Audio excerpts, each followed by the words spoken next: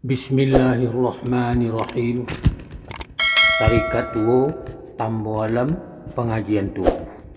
Ayang Karji'ah, Ayang Sabitah, Wujud Am, Wujud Mua.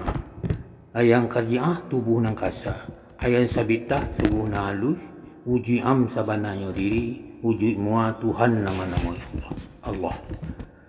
Nan dinamai Ayang Karji'ah tubuh nang kasa, kulit, daging, urat, tulang, hati, jantung, rabu, buah punggung.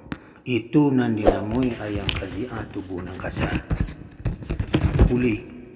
Rupanya kulit pada hakikatnya kulit yang putih seperti cemen putih. Putihnya yang jernih tampak terjali sifat Tuhan. Sifat Tuhan yang terjali sifat Allah yang bernama Halim. Kalau kuannya tagak berdiri batu menyembah Allah.